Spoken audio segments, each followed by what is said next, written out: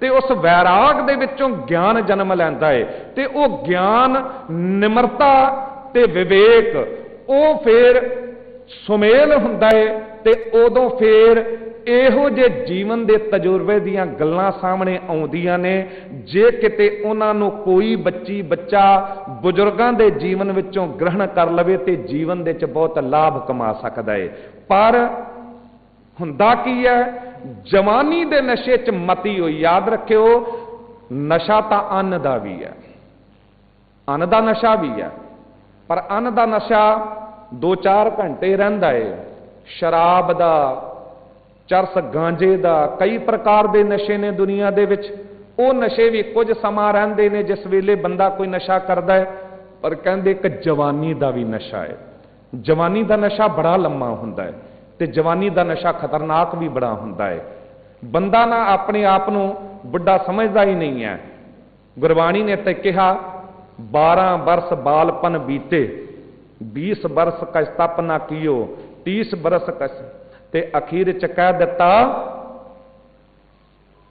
फिर पछताना बिरध पयो।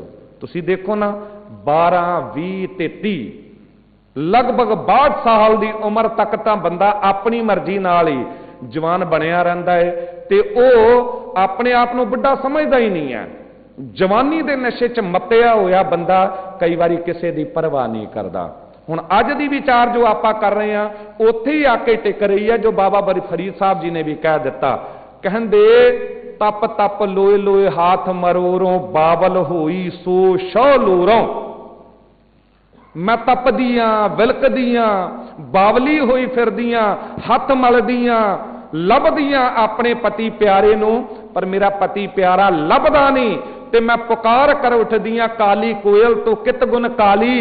सामने कोयल नजर आउंदी है, मैं उसे तो पुछ लैंदियां भी तू क्यों काली हो गई है, ते जवाब मिल जाता अपने प्रीतम के हों बिरहा जाली। हुण कोयल नहीं बोल रही, बाबा फरीद साहब जी का हिरदा ही जवाब दे रहा है कि ओही हालत तां मेरी भी है, मैं भी ते अंदरों काली स्याह हो गई हाँ। हुण तां ओ रूप भी नहीं रहा, ओ सुंदरता भी नहीं रही, ओ जोबन जवानी भी नहीं रही, ते होई हालत की है, क्यों ये हालत हुई। कहंदे तैं शह मन मैं किया रोस, मुझ अवगुण शह नाही दोष। मेरे च ही अवगुण ने, पति का कोई दोष नहीं। क्यों दोष नहीं पति का? क्योंकि जो सतगुरु जी अज बचन कर रहे हैं, मेरा हर पब सुंदर मैं सार ना जानी। मेरा पति वाहिगुरु ते बहुत सुंदर सी, पर मैं सार नहीं जानी, मैं कदर नहीं जानी। हाँ हर पब छोड़ दूजा लोभानी। मैं हरी नूं छड़ के दूजे पासे जद प्यार पा लिया, दूजे पासे भटक गई, ते उदों मैं पति दी कदर नहीं जानी। ते बाबा फरीद साहब जी भी कहंदे ने तै साहिब की मैं सार ना जानी, जोबन खोए पाछे पछतानी। हुण जवानी दे नशे च उदों तां मत्ती रही, मस्त रही, ते किथे झुकदी सां मैं। ते इत्थे सतगुरु गुरु नानक देव साहब जी ने बड़े कमाल दे वचन कहे ने। कहंदे ससुड़ सुहिया किव करिए। वो किस तरह झुके? जो इतने हंकार विच है, जिन्हों जवानी का नशा है, वो ते अपने सखी नूं सहेली नूं कह दिंदी है निवण ना जाए थणी, मेरे तो नहीं झुकिया जांदा, मैं क्यों झुकां। वो एक बुढ़ड़ी जी, वो सस, ओदे सामने मैं नहीं झुक सकदी। ते याद रखियो इस श्लोक 12 ते वधीक दे श्लोक दे सतगुरु जी ने ना सुहागण ते दुहागण की गल करवाई है। ये सुहागण बोल रही है, इस सुहागण की हालत है ओ तंगी प्यो होरी गहरी गंभीरी। ते कहंदे ससुड़ सुहिया किव करी, निवण ना जाए थणी। जिन्नू जवानी दे च मिले जोबन दे शरीर ते बड़ा मान है, वो कहंदी मैं किस तरह झुक सकदी हां। ते हुण नाल जो सखी है ना, जिहदे नाल गल हो रही है, वो गुरमुख है, वो सुहागण है, ਉਹਦੇ ਕੋਲ गुण ने। ते उन्हें एक गल समझा दी, उन्हें कह दिता सखीए गच जे लगा गिड़वड़ी, सखीए धौल हरी। कहंदे तू झुकण की गल कर रही है कि मैं किस तरह झुक सकती हाँ, क्योंकि मैं बड़ी उच्ची हाँ, मैं बहुत सुंदर हाँ, मैं जवानी दे विच हाँ। कहंदे जवानी कुछ भी नहीं है, जवानी की किन्ना कमान कर लैगी। 20 साल की जवानी, 30 साल की, 40 साल की जबरदस्ती ही खिच खुच के भी किसी तरीके नाल कुछ साधन अपना के अपने आप को जवान रखने का यतन करेंगी, कितने साल कर लेंगी। ते मैं ते इत्थे ऐसी ऐसी शक्तियां वेखियां ने जिन्होंने बड़ा मजबूत बनाया गया सी। गच जे लगा गिड़ वाली ते कहंदे सखीए धौल हरी। तुसी देखो कोई समा सी कि चूने नाल इट्टां नूं पक्कियां कीता जांदा सी ते बड़े वड्डे वड्डे किले बना लए जांदे सी, वड्डियां वड्डियां महल माड़ियां बनाईयां जांदियां सन ते जिन्हां दी बुनियाद कही जांदी सी कि इन्हें 100 साल 500 साल तक नहीं हिलना, इतना क मजबूत इहदी नींह रखी गई है। पर सतगुरु गुरु नानक देव साहब जी उस लाइन च खड़े होके कहंदे ने, समझाउंदे ने, कहंदे सेवी तहंदे डिठ मैं मुंदना गर्भ थणी। कहंदे ऐ मुंदे, मुंद दा अर्थ हुंदा जीव रूपी इस्त्री, जवानी दे नशे च मती हुई भी तेरी की पाया है, तू किस जगह ते खड़ी है। तू कहंदी मैं झुक नहीं सकदी, हौमे हंकार कह रहा है, हौमे ये बचन जवानी दे च कहे जाते हैं कि मैं नहीं झुक सकती उस बुजुर्ग के सामने, उस सस के सामने।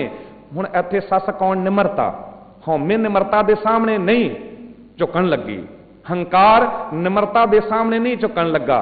ते सतगुरु जी समझाउंदे ने कि हंकार डिगदियां देर नहीं लगेगी, क्योंकि इत्थे ते वड्डे वड्डे धौलहार, वड्डी वड्डी महल माड़ियां मिट्टी च मिलदियां वेखियां ने, तू ते है ही कुछ नहीं। समझा दिता कि मान ना करी, हंकार ना करी, किसी भी गल का हंकार ना होवे। जोबन का नशा बड़ा है, धन जोबन प्रभता कै मद में अहनस रहे दीवाना। जद भी बंदा मन मर्जी करता है ना, जद भी हंकार आउंदा किसी दी सुनदा नहीं है। चंगी गल भी मनुख नूं समझ नहीं आउंदी, पर जद ना मनुख कमजोर हुंदा हो जांदा, बुजुर्ग हो जांदा है, जद वस नहीं चलदा ना, कई बारी उदों जबरदस्ती भी निमरता नूं अपनाउणा पैंदा है। ते जद निमरता आ जाती है ना, उदों याद रखियो ज्ञान नेड़े आउण लगदा है। ऐसा होया एक अत दा बुजुर्ग बाबा झुक के तुर रहा सी। कई बारी ऐसी हालत हो जाती है भी हाथ दे च डंगोरी होवे ते सिर झुकिया हुंदा, सिर भी नहीं चकिया जांदा उपर, ते लगदा इउं है कि यह जिहड़ा बुजुर्ग तुरिया जा रहा, इउं लगदा कि थल्ले वेख के कुछ लभ रहा है। ते महात्मा बुद्ध के जीवन विचों एक घटना ऐसी मिलती है कि महात्मा बुद्ध की छोटी उम्र सी ते बाहर जद निकले ते एक बुजुर्ग नूं वेख्या कि बुजुर्ग की ऐसी हालत है, वो तुर रहा पर इउं लगदा है क्योंकि धीरे धीरे तुरिया जांदा। चब्बन चलन रतन से सुनियर बह गए, हेड़े मुत्ती धा से जानी चल गए। वो हालत बनी हुई है, शरीर के सारे अंग कमजोर हो गए ने ते हुण तुरदियां जो है छेती नाल तुरिया भी नहीं जांदा। हुण लभण वाला बंदा जिहड़ा हुंदा ना, उहदी निशानी ये हुंदी है भी कुछ गवाच गया है ते लभ रहा ना, ते वो बड़ा धीरे धीरे तुरदा है, इउं लगदा ध्यान नाल कुछ लभ रहा है। हुण वो लभ ते कुछ नहीं सी रहा, पर वो शरीर की हालत यह सी कि भुलेखा पैंदा सी कि कुछ लभ रहा है। ते महात्मा बुद्ध ने उन्होंने पुछ लिया कि ऐ बुजुर्गो, की तुहाडा कुछ गवाच गया? तुसी की लभ रहे हो? ये थल्ले वेखदियां धीरे धीरे तुर रहे हो, कुछ गवाच गया? जे कुछ गवाच गया है, तुहानू नहीं लभ रहा, ते उस वस्तु की निशानी ओदा कुछ हलिया मैनू दस दिओ ते मैं लभ के तुहाडे तक पहुंचा देंगा, जे मैनू मिल गई वो चीज। तां हुण बुजुर्ग ने वेख लिया कि हाले जवानी है, हाले वो समझ नहीं है, हाले वो दूरदृष्टि नहीं है, मेरे बुढ़ापे नूं, मेरी कमजोरी नूं भी वेख के भुलेखा खा गया है। ते उन्हें ना नेड़े बुला लिया ते पिठ उत्ते हथ रख के कहंदा, हाँ बच्चे, मेरा कुछ गवाच गया है, जे तैनूं लभ जावे ना ते मैनूं दे दें। जो कुछ मेरा गवाचिया है ना, वो मैं हंकार च गुआच दिता है। उदों मैं संभाल सकदा सी, पर मेरे हथों वो कुछ गुआचिया गया तो हुण मैं पछताउंदा। बाबा जी की गुआचिया? कहंदे मेरी जवानी दे दिन गुआच गए ने। जद जवानी सी ना उदों मैं कुछ कर सकदा सी, परमात्मा वाहिगुरू जी दा नाम जप सकदा सी, कुछ चंगे कर्म कर सकदा सी, पर हुण तां हालत ये बन गई नैनो नीर बहे तन कीना भये केस दुधवानी रूदा कंठ शब्द नहीं उचरा अब क्या करह प्राणी। हुण की करेगा? वो हालत बन गई है। ते जे तैनू वो जवानी दे दिन लभ जाण ना, याद रखियो जद ना बुजुर्गी आ जाती है, जद निमरता आ जाती है, ते जो कुछ गवाया हुंदा है ना उहदी कदर उदों पैंदी है। ते जद कदर उदों पैंदी है ते इहो जे बुजुर्ग कई बारी अपने नौजवान बच्चों को समझाउण दा यतन करते हैं कि बच्चे इस रस्ते ना जाई। हुण जिन्हें ठोकर खाधी होवे, जो गुरु ग्रंथ साहब जी नूं छड्ड के किते डेरियां ते भटकिया होवे, किते झूठे सौदेबाजां दे चक्रां च पै गया होवे, ते सब कुछ गवाच के उस तो बाद वो अपने बच्चों को समझावे, ते बच्चे हंकार दे च समझण ही ना उस गल नूं, ते उत्थे गल यही हुंदी कि जवानी दा नशा है। जोबन दे च मते होए वो परवाह ही नहीं करते, सुनना ही नहीं चाहते। पर जिस वेले कोई इउं आके पुछे ना उदों फिर लोहा गर्म हुंदा है, ते जद लोहा गर्म हुंदा ना उदों सियाणे पुरख सट मार दिंदे ने। याद रखियो जद लोहा गर्म नहीं है ना उदों बड़ा कठोर हुंदा, ठोस हुंदा है। उदों सट भी मारो ना तो वापस अपने वाल आउंदी है। यही हालत साडी भी है। जद असी गुरु ग्रंथ साहब जी की गोद च बैठ के या घर बैठे कथा सुन रहे होइए, गुरु दे शब्द की विचार सुन रहे होइए, ते जे किते मन कठोर है ना, हंकार दे च मत्या होया है, ते शब्द की चोट भी असर नहीं करती, शब्द की चोट भी असर नहीं करती। चुंच ज्ञान हुंदा है उदों। उदों थोड़ी जी गल कितों सुन ली है, किसी ने कह दी, बस ध्यान उसे उत्ते केंद्रित कर दिता, दूजा पक्ष नहीं वेख्या। इको गल जे किसी ने कह दिता ना कि मैं तो पढ़िया जी, शरीर तो पापी है, तुसी किस तरह कह दिता शरीर धर्म है, पर वह विचारेगा नहीं कि यह किसी मनुख ने नहीं किया, एक गुरु ने किया। गुरु ने किया है, अन्न देवता, पानी देवता, बैसंतर देवता, लूण पंजवा पाया करतता हुआ पाक पवित, पापी स्यों तन गड्ढिया थुक्कां पईयां तित। पर उसे गुरु ने कह दिता ए शरीर सब धर्म है, जिस अंदर सच्चे की विच जोत गुहज रतन विच लुक रहे, कोई गुरमुख सेवक कड्डा खोत। पर जिहदा मन कठोर होया होया है वो शब्द की चोट भी उत्थे असर नहीं करती, उत्थे केवल हंकार हुंदा है। वो एको पक्ष वेख के कह देगा नहीं नहीं जी मैं तो पढ़िया है, पापी है शरीर, तुसी किस तरह कह सकते हो कि धर्म है। पर वो ये नहीं विचारदा कि धर्म क्यों है, वो भी शब्द ने समझाया है, ते पापी क्यों है वो पक्ष भी दसिया है। हुण बंदा कह दिंदा जी मरदा ही कुछ नहीं है, बिल्कुल ठीक है कि गुरु ने कह दिता कौन मुआ रे कौन मुआ, ब्रह्म ज्ञानी मिल करो विचारा यह तो चलत भया। उथे समझाया है पवने मैं पवन समाया, ज्योति मैं ज्योत रल जाया, माटी माटी हुई एक रोवन हारै की कौन टेक। इत्थे कहा जा रहा है कि कुछ भी नहीं मरदा, क्योंकि ना आत्मा मरदी है ना पंज तत्त मरदे ने, जो जिथों जिथों पैदा होए ने उत्थे उत्थे समा गए, मरे किथे ने। पर दूजे पासे यह भी तां कहा ना अत सुंदर कुलीन चतुर्मुख ज्ञानी धनवंत, मृतक कहिया नानका जिह प्रीत नहीं भगवंत। बंदे नूं मुर्दा भी कह दिता भी तू बिल्कुल मरिया होया है, जिहदा जमीर मर गया, जिहदी अणख गैरत मर गई, जिहदा अंदर दा सच मर गया, इउं जानो असल विच मर गया। जिन्हें अपने गुरु नाल धोखा कर दिता, जो अपने गुरु दा नहीं होया, वो याद रखियो परिवार दा भी नहीं हो सकता। जो अपने गुरु दा नहीं होया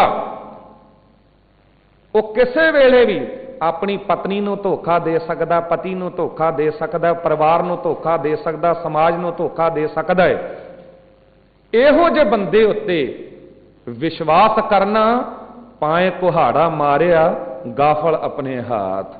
पर अफसोस बंदा सब कुछ वेख रहा हुंदा अखां नाल, मीडिया राही लोकां राही पता लग रहा हुंदा है, पर फिर भी छोटे जे लोभ लालच करके, पता नहीं की पता इहदे कोल कोई तांत्रिक शक्ति होवे, की पता इहदे कोल कोई काला इलम होवे, मैनू की एक दिन गुरु ग्रंथ साहब जी नूं मत्था ना टेकिया, ना टेकिया, एक दिन उधर हो आवां, की पता कुछ मेरा भला ही हो जावे। असल विच इहो जिहा बंदा मनमुख, इहो जिहा बंदा दुहागण। हुण सतगुरु जी अगली गल कर रहे ने, कहंदे सुहागण कौन है जिहदे च गुण ने, दुहागण कौन है जिहदे च अवगुण है। सुहागण कौन है जो विश्वास नूं कायम रखदी है, भरोसे नूं कायम रखदी है। दुहागण कौन है जो विश्वास तोड़दी है, जुबान नाल कुछ कहंदी है ते करदी कुछ होर है। भाई साहब भाई गुरदास साहब जी ने निशानी दस दी, कह दिता पूछत पथिक तह मार्ग ना धारे, पग पीतम कै देश कैसे बातन सह जाइए। ये दुहागण की निशानी है। वो रस्ता पुछ तां लेगी पर रस्ते उत्ते तुरेगी नहीं, ते पति प्यारे कोल पहुंच किस तरह सकती है। पूछत है वैद खात औखद ना संजम से, कैसे मिटै रोग सुख सहज समाइया। कहंदे ये हालत है दुहागण दी। पुछ लएगी वैद नूं डॉक्टर नूं ते उन्हें दस भी दिता तेरे अंदर ये रोग है, इहदा इलाज इउं हो सकता है, दवाई खानी पैगी, परहेज करना पएगा। पुछ लिया सुन लिया पर करेगी नहीं, दुहागण है। ते अखीर च कह भी दिता, कहंदे पूछत है सुहागण कर्म है दुहागण के। इहो जे लोग बड़े मिल जाणगे तुहानूं, रोज पुछणगे, पुछण वालियां दी लाइन लगी हुई है।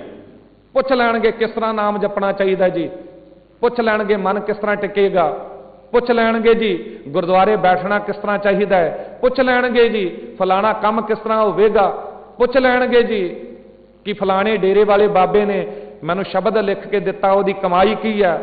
हुण दस दिता जाएगा कि कमाई ये नहीं है कि उन्हें 1000 वारी पढ़ लिया, पढ़न का की लाभ जे मन्निया ही ना।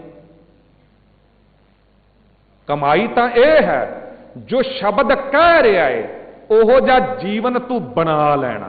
जे शब्द कह रहा अंतर गुर आराधना, जिहवा जप गुरु नाम, नेत्री सतगुर पेखना, श्रवणी सुनना गुर नाम, सतगुर सेती रत्तियां दरगा पाइया ठाओ, कहो नानक कृपा करे जिसनों एह वथ दे। पर कहंदे जग में उत्तम कांढी है विरले के जिन्हां ने शब्द की कमाई की ना, उन्होंने 1000 वारी सुनन की लोड़ नहीं पई, शब्द इक्को वारी सुनिया गल बन गई। इक्को वारी तो सुनिया सी भाई लहणा जी ने, जित सेवी है सुख पाई है सो साहिब सदा संभाली है, जित कीता पाई है अपना सा घाल बुरी क्यों घाली है। हुण पंक्ति पढ़ी जाइए, जित कीता पाई है अपना सा घाल बुरी क्यों घाली है। हुण पंक्ति समझा रही है, शब्द दस रहा, पौड़ी दस रही है कि जे माड़ा कर्म करके ओदी सजा तैनूं मिलनी ही है, सा घाल बुरी क्यों घाली है, वो काम बुरा क्यों करदा है। हुण इस गल नूं तां समझिया नहीं। हुण किसी डेरे वाले बाबे ने कह दिता बई इउं तू रख लै पीढ़ी ते ओदे उत्ते इउं रमालियां दे च सजा लै ते इतनी वारी केशी इशनान कर, जितनी वारी तू टॉयलेट बाथरूम जा रहे हैं या जा रही है, बीबी नूं कह दिता उतनी वारी तू केशी इशनान करना है, फिर आके 1000 वारी इस शब्द नूं पढ़ना, 100 वारी पढ़ना है।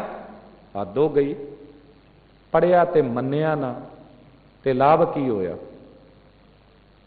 जो पुछ लैंदा है पुछेगा नाम किस तरह जपां, पुछेगा शब्द की कमाई की है पर करनी नहीं है। पूछत है सुहागन। सुहागन कौन? गुरमुख, जिन्ने गुरु दे बचनां नूं सुनिया, शब्द नूं सुनिया, शब्द नूं कमाया ते शब्द नूं कमा के जिथों शब्द आया सी, जो शब्द दे रूप च आप बोलिया परमात्मा वाहिगुरु, जैसी मैं आवे खसम की बाणी तैसड़ा करी ज्ञान वे लालो। सतगुर की बाणी सत सत कर जानो गुर सिखो, हर करता आप मुंह कढाए। आप मोह कढ़ाए दा भाव आप बोलिया है, ये ओदे बोल ने, ते जेदे बोल ने ना उन्हें आप दस्या कि मेरे तक पहुंचण दा रस्ता किहड़ा है। हुण रस्ता पुछदा रवे बंदा, किसी दी ड्यूटी ला दवे भी ये नक्शा जिहड़ा ना, ये जो डायरैक्शन दिती गई है ना, ये तू मैनू पढ़ पढ़ के सुणाउंदा रह, एक बारी नहीं 1000 बारी सुना मैनू, क्योंकि मैनू किसी डेरेदार ने कह दिता है कि जे तू ये 1000 बारी सुन लेगा ना, पढ़ लेगा, तो तेरी पहुंच हो जाएगी उस मंजिल तक। की पहुंच हो जाएगी? केवल नक्शे नू पढ़ते रहो, पर नक्शे अनुसार तुरो ना, तो पहुंचोगे किस तरह? जो गुरबाणी कह रही है उस शब्द नू 1000 बारी पढ़ लिया, पर जो शब्द दे सिक्ख्या है, शिक्षा है, एजुकेशन है, उन्होंने मन्निया ना, उस अनुसार जीवन बतीत ना किया। हुण पढ़ते रहो भगतां की चाल निराली, चाला निराली भगतां केरी बिखम मार्ग चलना, पर यह गल होवी ना, लब लोभ अहंकार तज तृष्णा बहुत ना ही बोलना, ये तो अपनाया ही नहीं। अपनाउणा ते की सी समझिया ही ना, केवल पढ़िया। हुण शब्द तां कह रहा है ते लिख के सामने भी ला लिया, पर ध्यान इत्थे केंद्रित हो गया कि दुकान ते जाण तो पहला ना इस शब्द नूं 11 बारी पढ़ना है। सामने दीवार ते या जिथे गुरुआं दी तस्वीरां फोटोआं लाइयां ने, उत्थे ही उस शब्द नूं भी टंग दिता। ते सवेरे उठिया बंदा ते हथ जोड़े ते 11 बारी उस शब्द नूं पढ़ लिया, रट भी लिया, क्योंकि पढ़द्या पढ़द्या रटिया जाता है। हुण सामने खड़े हो गए, पढ़ लिया, पर जे समझिया ना तो लाभ की होया? पढ़ लिया पौड़ी जा तू मेरा वल है तां क्या मोशंदा, तू सब किछ मैनू सौंपिया जा तेरा बंदा, लक्ष्मी टोट ना आवई, खाए खर्च रहंदा, लख 84 मेदनी सब सेव करंदा, ये वैरी मित्र सब कीतियां, नह मंगै मंदा लेखा कोई ना पुछे जा हर बख्शंदा, आनंद भया सुख पाया। पता लग गया सुख पाया, भी शब्द पढ़न करके सुख मिल रहा, सुख पाया, आनंद भया सुख पाया। पर इस गल नूं नहीं समझिया, मिल गुरु गोविंदा, यह गल विसार दी, ध्यान केंद्रित हो गया सुख पाया। पर क्यों सुख पाया? मिल गुरु गोविंदा वो भुल गया। सभे काज सवारियां, इत्थे ध्यान केंद्रित हो गया भी सारे कारजास हो जाएंगे, पर यह गल भुल गया जां तुध पावंदा। जिथों शब्द शुरू होया, जो आधार सी शब्द का, वो नहीं समझिया भी ये सब कुछ तैनू मिल सकता है। तैनू लोड़ है दौलत की, मिलेगी। तैनू लोड़ है, तू चाहता दुनिया तैनू मन्ने, मन्नेगी दुनिया। तू की चाहता, तेरे तो कोई लेखा ना पूछे, हो सकता है ऐसा भी, पर किस तरह होवेगा वो समझ। जां तू मेरा वल है तां क्या मोशंदा, जे तू मेरे वल है फिर मैं किसी का मोहताज नहीं। ते जेदे वल वाहिगुरू हो जाता है, याद रखियो उहदे अंदर गुण आ जाते हैं, कोई चमत्कार नहीं होंदा। वाहिगुरू नेड़े होवेगा गुण होणगे, क्योंकि वो आप गुण है। गुण कह गुणी समावणिया, गुण जिहदे अंदर ने, क्योंकि वाहिगुरू है कि गुण, अमृत है कि गुण, अमृत गुण संत बोल दे, ते जहर की आ गुण। ते सतगुरु जी कहते बंदे पुछण वाले बड़े मिलणगे। भाई गुरदास साहब जी कहते पुछण वाले बड़े मिलणगे। पूछत है सुहागन, पुछ लेंदे ने गुरमुखां नूं जिन्हां ने कुछ कमाया है, ते वो बड़े दयालु हुंदे ने, वो दस भी दिंदे ने। तुसीं देखो ना गुरु बड़ा दयालु है, गुरु आप गुरमुख है, ते गुरु सानू दस रहा है। पर साडे कर्म दुहागणा वाले ने। असीं रोज गुरु तो पुछ लांगे, पर करांगे मन मर्जी। रोज कथा सुनांगे, पर इत्थों गुरुद्वारे तो निकलदे सामने मजार नजर आई ते आपे ही सिर झुक जाएगा, फिर लाभ की होया सुनन दा? कमाया ते ना। पूछत है सुहागन, कर्म है दुहागन के, हृदय विभचार कत से जब लाई है। जे हिरदे च विभचार दी भावना है, जिथे मर्जी डिग पैना है, जिथे मर्जी लोटपोट हो जाना है, जिथे मर्जी सिर निभ जाना है, तो कहते फिर एक गुरु का तो ना होया, एक परमात्मा का तो ना होया, तो फिर दुहागण हो गया।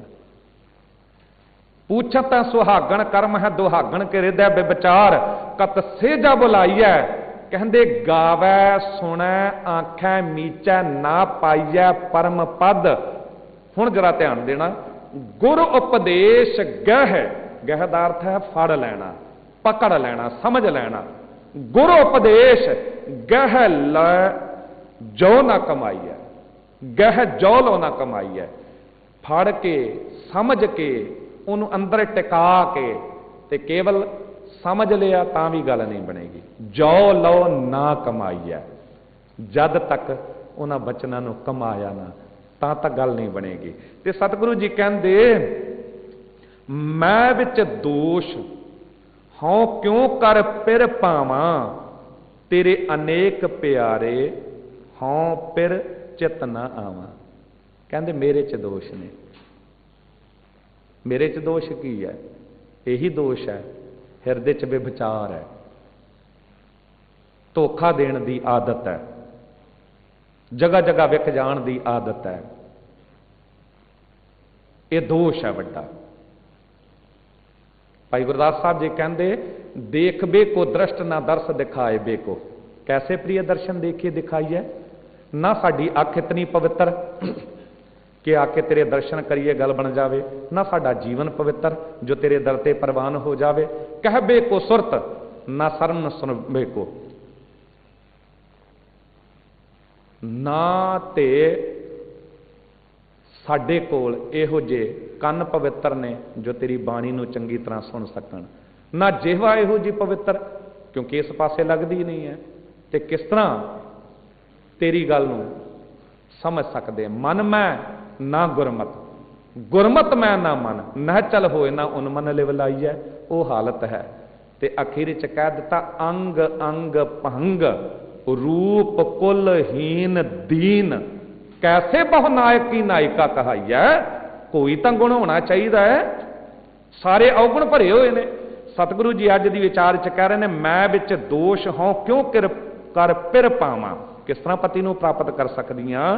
तेरे अनेक प्यारे हों पिर चित ना आवां। ऐ मेरे मालक वाहिगुरु गुरमुख जीव रूपी इस्त्रियां बहुत ने ते मैं कित्थे तैनूं नजर आ सकदी हां? क्योंकि मेरे तां बड़े दोष ने।